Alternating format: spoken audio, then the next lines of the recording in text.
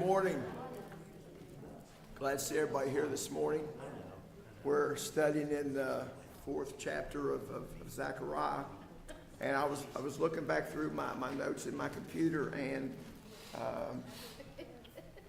on October the 9th, 2015, we were studying the 5th chapter.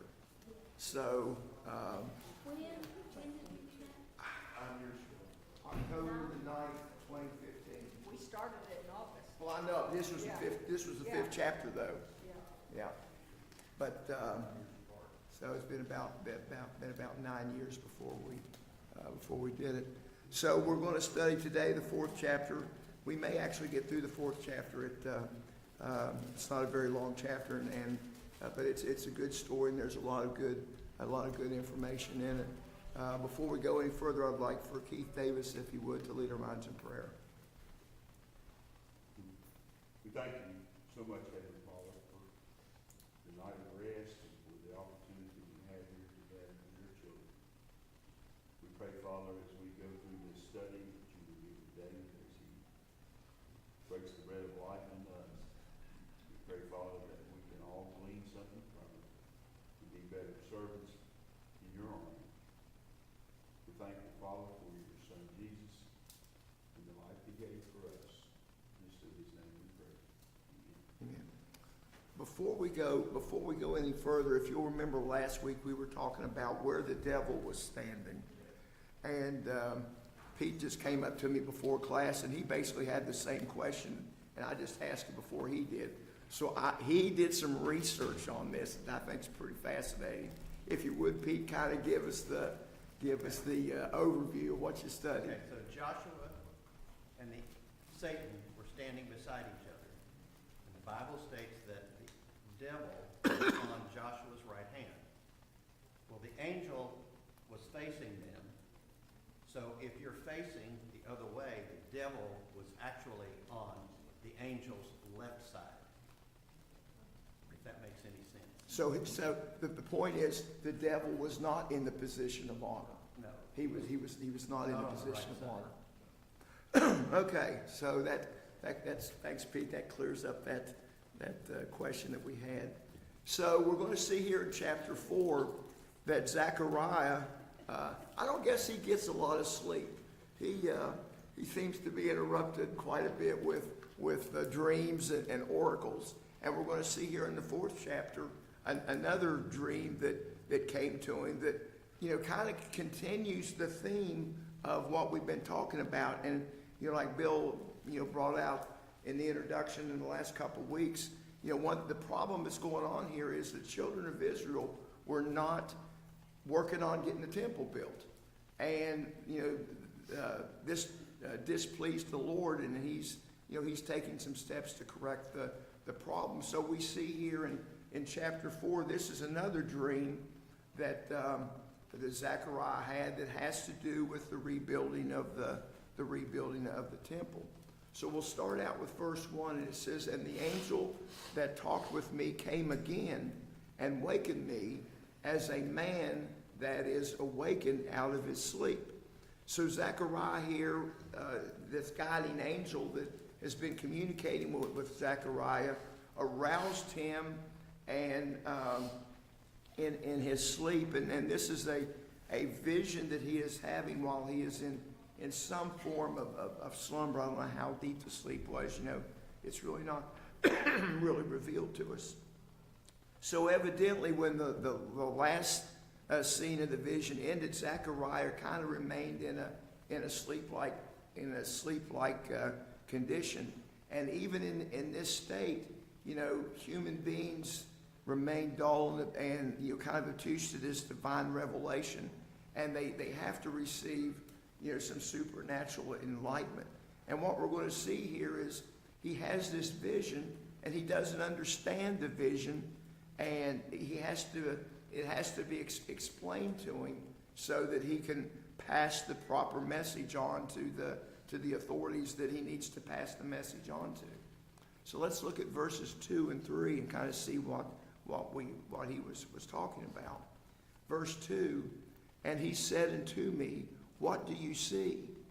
And I said, I see and behold a lampstand, all of it gold, and a bowl on its top, and its 7 lamps on it, and 7 pipes to the 7 lamps on its top, and 2 olive trees beside it, one on the right of the bowl and the other on the left. So basically the angel here gives him a vision, and then he asks Zechariah, what did you see? And he's wanting Zechariah to kind of regurgitate, as it were, what the vision was, to make sure that he had the vision properly.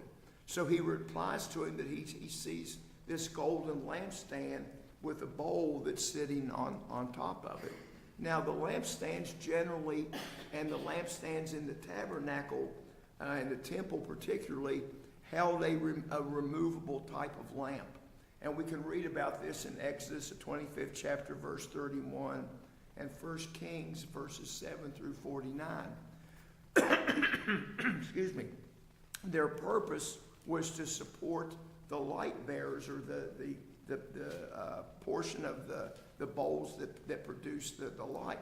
Now, symbolically, a lampstand represents what supports whatever bears the light. And there's a similar reference to this in Matthew 5 and 16.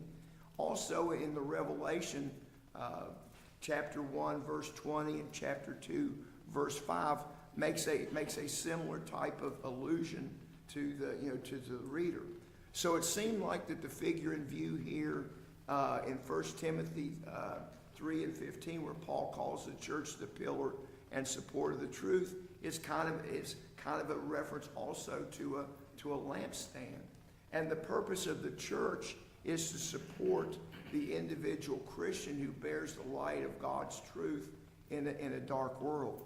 And this kind of goes back to the thought in Revelations 1 and 20. So ultimately, we know that the light of the world is the Lord himself, and he proclaims himself to be that, several places in the New Testament.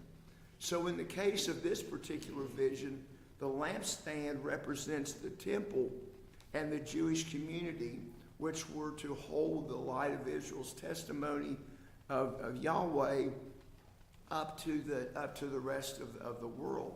Now the bowl on the top of the lampstand contains oil that is constantly replenishing the lamp, and we're going to see how this kind of all comes together back on down in verse 12.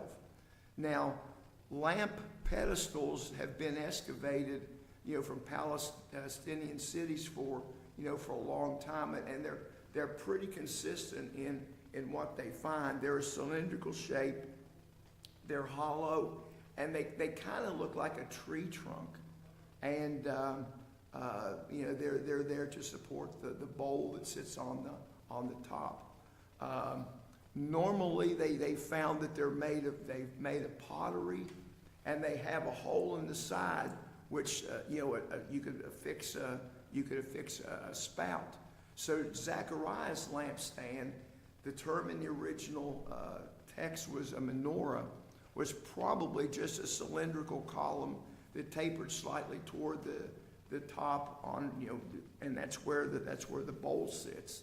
Now there are a lot of pottery versions of these bowl lamps that they've excavated, and these bowls have holes in them, and these holes is where they would put the wicks.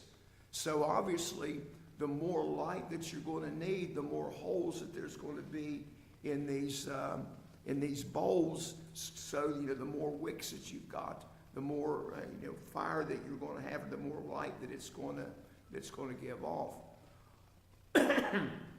Oddly enough, the most popular number of the ones that have been excavated is 7, and that goes perfectly with what we're reading here when we're reading here in the text. So the picture is of 7 small bowls, each with a place for 7 wicks arranged around the rim the main bowl. And this is what would usually would be such, these lamp stands would be, in this case, they would be made of gold. And that's what the text tells us, that, that what he saw. And if, when we've studied all the different things of the temple, gold was a prominent thing that was used because of the preciousness of the gold, plus it doesn't tarnish and things along that line. So it's something that, that's kind of permanent. So with its 7 times 7 lights, it would, be, a pretty impressive and effective lampstand that would be giving off quite a bit of light. It's certainly a little different from what Zechariah describes, much different than what they were instructed to build for first the tabernacle, then the temple. Because what they built in the tabernacle is basically what we see today, and Jewish people have menorahs. Right. That's basically in a larger version of what they had in the tabernacle. Right. This is totally different. Now, a lot of the conservative commentators seem to understand that the number of pipes or the spouts connected to the large upper bowl to these individuals would be about 7 for a total of 49 particular pipes there. And I saw a picture of what somebody thought it looked like. It kind of looks like a bunch of spaghetti, and but it was plumbing going all over the place, and kind of a unique situation. But nevertheless, this interpretation seems to be true as to the text. Now there is another view there where there were 2 pipes connecting the bowl to each one of the lamps for a total of 14 pipes. So, we really don't know exactly what he saw, and it really doesn't matter what he saw, because the configuration is not as important as the message that's being given by the illustration. Now, in the Septuagint version, it simply omits one of these 7, resulting in 1 pipe that kind of connects them together. So, we really don't know. The point of the deal is that however it was plumbed, it had a abundant supply of oil into the reservoir of the lamp, pointing to the abundance of the blessings that God will give his people if his people do what they're told to do. So the vision is like just a bowl of olive oil. You have 2 entire trees that are feeding the bowl. Right. Full all the time. Right, and that's brought out clearly later on in the text. So there were 7 lamps, 1 resting on each of the 7 branches of the lampstand, and each lamp had 7 spouts. Now, most such earthenware lamps that the archaeologists have found have only 1 spout for a wick. So this is something that was pretty spectacular that Zechariah was seeing. So here we see a full complement of lamps, and it manifests the full complement of light that these flames would be able to give out. And then, kind of like Jeff said, there were 2 olive trees, one standing on either side of the bowl, and this was the source of the oil that was going to take care of the oil for the lamps. Now, if that be the case, one of the things I think that's important to note is that if this constant supply of oil was there and coming from the olive trees, there would be no need for human maintenance of the lamps, because the oil was flowing from the trees to the reservoir to the lamps. And this represents the constant flow of blessing that God gives to his people, regardless of whether we deserve it or not. Wouldn't they have to press the olives to get the oil? Well, in God's I mean, in our thinking, Right. not in God's thinking, it's Right. totally different. right, That's in our way of thinking. What we see is olive oil. It just doesn't fall out of tree. Right. It's gotta be processed to get to that point. right? It's not maple syrup. No, it's not. So, this is an important feature that this version stresses, that, this is God's singular provision for the, for the oil that we talked about in verse 6. So the 2 olive trees represent Joshua and Zerubbabel, and whose witness is in the day, they're kind of the prototype of the 2 witnesses that's referred to in the Revelation chapter 11, verses 3 to 12. Now, actually, no human being can be a real source of power that actuates God's witness. But this is an illusion for for the purpose of making an example. And it's only as Joshua and Zerubbabel or any other human being kind of a representation of Christ being the priest and the king. And it kind of fulfills the vision here. Joshua was the priest, Zerubbabel was the king or the leader at the leader of the time. So, in their fullest significance, the 2 olive trees, really kind of speak of Christ, who is a priest and a king. And the reference there would be Psalms 110, verse 4. Now, the 2 olive trees played an important part and this is, I think, kind of interesting. These 2 olive trees play an important part of the foundation of the state of Israel in 1948. And the 2 olive trees on the crest that represents Israel represents religion and state. And this is kind of what we see here. Joshua would represent the religion, and Zerubbabel would represent the state, and how these two work together. Of course, in Israel, it would represent the high priest and the prime minister, and they stand together to realize the dream of what Israel stands for in their official emblem. Comments about those verses. All right, let's move on to verse 4. And I answered and spoke to the angel who talked with me, saying, What are these, my Lord? Then the angel who talked with me answered and said unto me, Do you know what these are? And I said, No, my Lord. So Zechariah asked the angel for an explanation of what he saw. And the angel asked if he didn't understand what these things represented. And Zechariah had to admit that he didn't understand what was going on here. So let's move on to verse 6, and it said, Then he answered and spoke to me, saying, This is the word of Jehovah to Zerubbabel, saying, Not by might nor by power, but by my spirit, says Jehovah of hosts.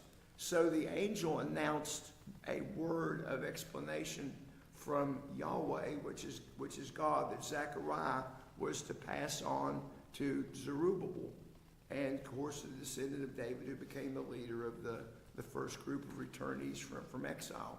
And basically what he's supposed to tell him is not by might nor by power, but by the Spirit of Yahweh of hosts. So the principle is kind of an elliptical sentence.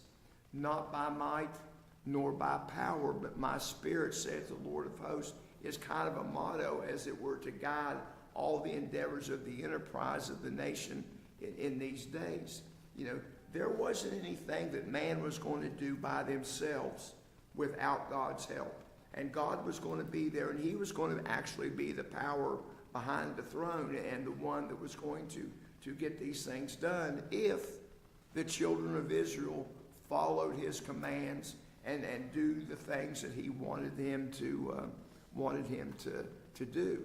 So the success was going to be gained, and all the achievements that these people were going to accomplish was going to be by the will of God and by the power of God that he was going to supply, and the ability that God was going to give these people to do this, to do this job.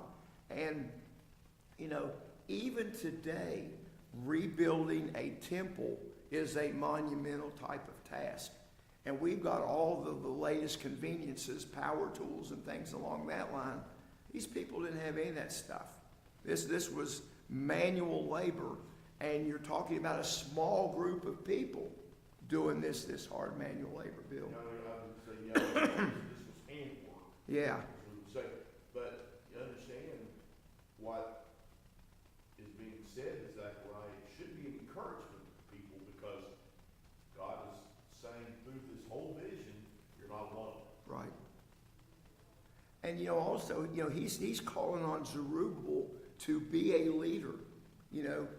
Get up, shake off the dust, and lead by example. He was the one who was going to have to set the tone on the rebuilding of the temple, and he was going to have to set the tone to get the Jewish community there moving and give them the vision and set the example to get this work done. So this is words of encouragement to Zerubbabel, that if he gets up and does what he should be doing, that God's going to be behind him and he's going to succeed. And my opinion is that he's probably playing a little bit to Zerubbabel's ego also.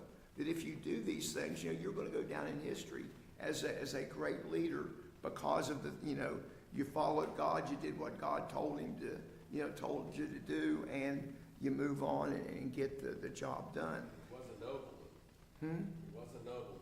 Right. Babylon basically put their Cyrus. Right. So, his name means seat of Babylon. So, one of the things that was mentioned by one of the scholars is that, Solomon's temple, that they had armies of workers.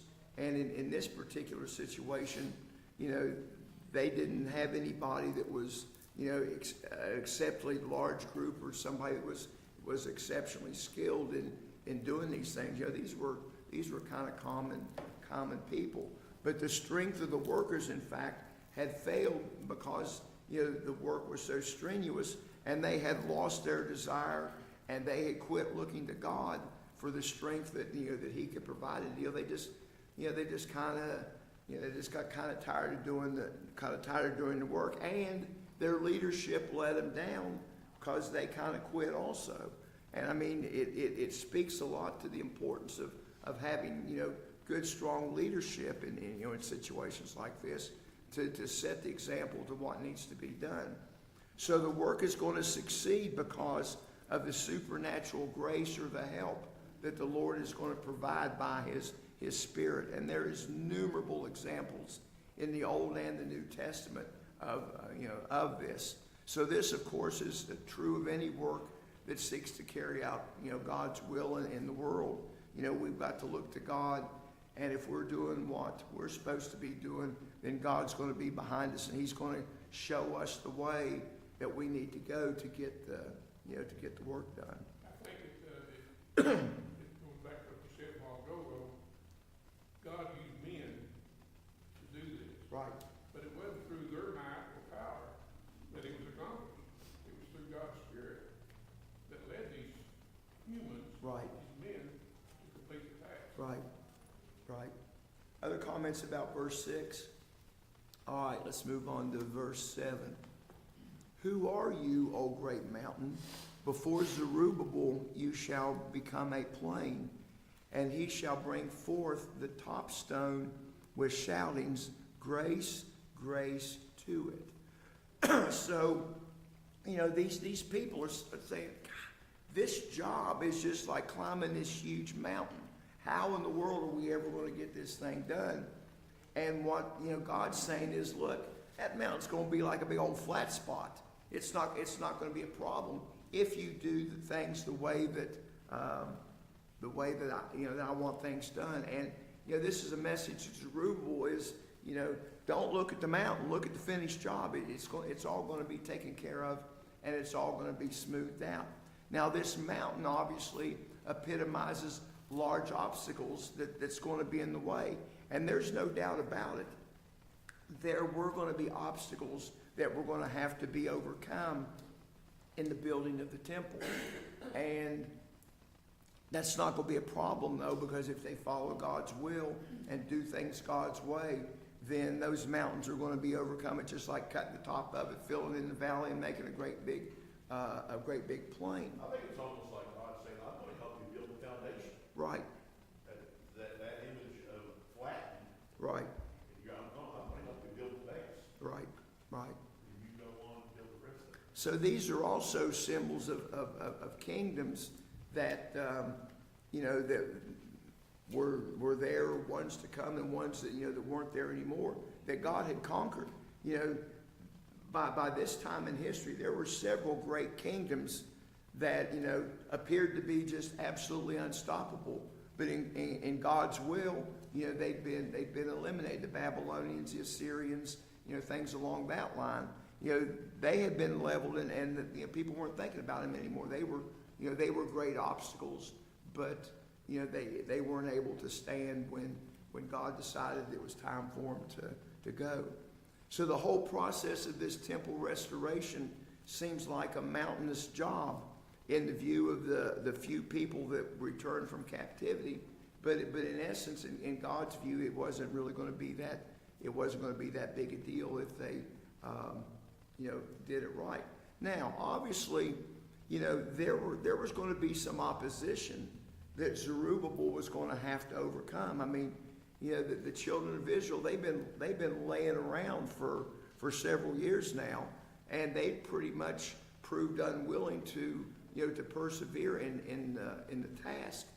Haggai talks about this in the first chapter, verse 14, and the second chapter, verses 1 through 9. But nevertheless, God's going to reduce this mountain to a flat plain by assisting the workers who are willing to get out there and do the job.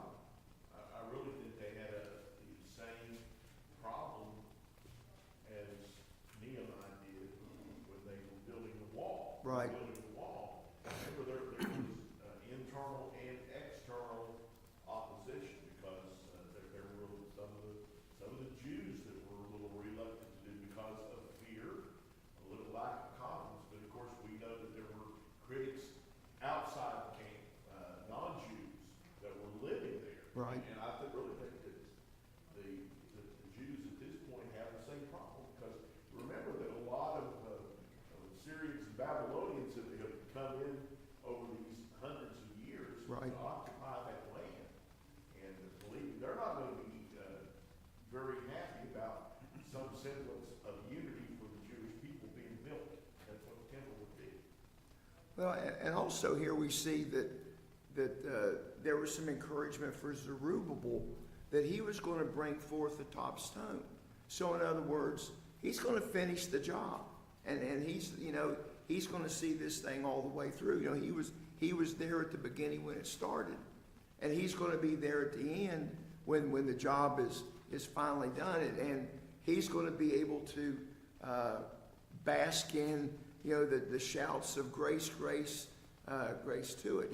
The people, they're going to be happy when they get the job done. This is going to be a joyful cry. It's going to be a time of triumph for the people because they're going to be in a situation to see the last stone put, the capstone put on the temple, and after all these years, it's going to be a great thing for the people, and it's going to be a great thing for Zerubbabel, and they're going to praise God for the part that obviously he played in getting the work done. So there's nothing that makes the heart of God's people more ready to overflow with the truest joy than to witness a success or the fulfillment of God's promise in the work of the kingdom.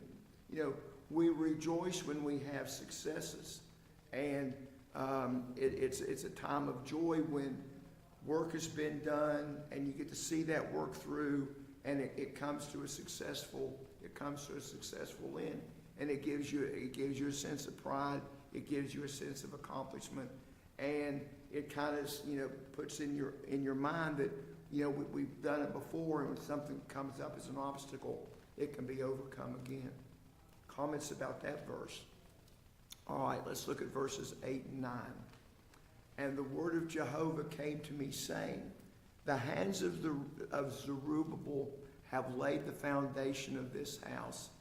His hand shall also finish it, and you shall know that Jehovah of hosts has sent me to you. So another word for the come from the Lord also came to Zechariah about Zerubbabel. So this appears to be kind of another oracle that the writer inserted here because of its appropriateness to the point. So he promised that Zerubbabel had laid the foundation of the temple. We can read about this in Ezra 3, 8 through 11, and also Ezra 5 and 16. And he would also complete it, and this is referenced in Ezra 6, 14 through 18. So the best that can be figured is the construction on the foundation of the temple was in about 536 BC. And the last stone went in place around 515 BC. So the date of this oracle is really not clear, but it probably came somewhere in the neighborhood of 519 BC, or maybe a little bit before that. So Ezra in Ezra 5 and 16 credits Shabarazar as laying the foundation, but Ezra 3 and 8 and Zechariah 4 and 9 gives Zerubbabel the credit for doing it. But obviously, there's a difference between laying the cornerstone and laying the foundation. The cornerstone is the thing that the whole house is built on. It has to be square and plumb and all of that. And we don't really know if Zerubbabel was a stonemason or not. Being the leader, he would get credit for doing it, even though somebody else physically did the work. So there's really no contradiction there. The difference between laying the foundation and laying the cornerstone. The point is that Zerubbabel was there at the beginning. He was the one that started the work, and God promised that when the temple was complete, that they would know indeed that the Lord was there, and he had sent the messenger that brought the message to Zechariah. So Zerubbabel was going to get he's going to get the credit, and he's going to be able to see his mission complete. So the messenger in view appears to be an angel of the Lord, and there's a lot of references to this all the way through the book of Zechariah. Comments about that verse? All right, let's look at verse 10. For who has despised the day of small things? For they shall rejoice and shall see the plummet in the hand of Zerubbabel. These 7 are the eyes of Jehovah, which run to and fro through the whole earth. So the people would be ashamed that they had despised the rebuilding project as something that was insignificant. And I think that was one of the problems that was going in. Ezra and Haggai both kind of refer to this. Ezra in chapter 3, verse 12, and Haggai in chapter 2, verse 3, that the people thought, well, this is kind of an insignificant thing, but it wasn't insignificant to the Lord. And it's like everything else. Attention to small details is the difference between succeeding and failing.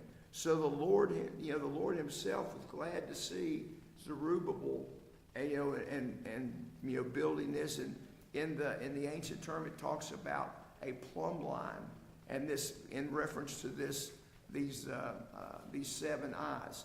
Now we all know that one of the things to use a plumb line for is to square things up and to make sure that they're level and they're square, they're not leaning, anything like that. So God's omnipotent eyes were going to be surveying every detail of this rebuilding of the temple to make sure that it was done in accordance with God's will, and that it was going to be a structure that was going to stand, for a long time in the city of Jerusalem.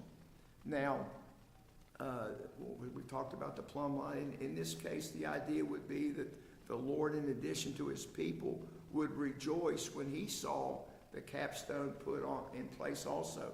So not only was the people going to rejoice, but God was going to rejoice also, and the people should take joy in the fact that God was pleased from the things that they did, even though it took them a while to get it done.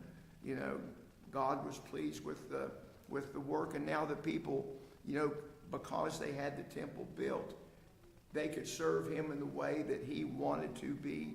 He wanted to be served instead of just kind of haphazardly doing it the way that they were doing it before.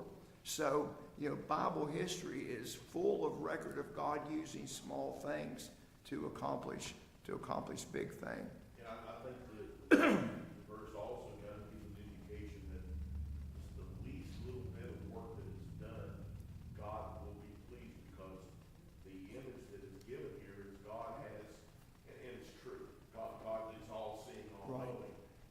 He's saying God has 7 eyes. That's what I'm saying. And those 7 eyes see all. Right.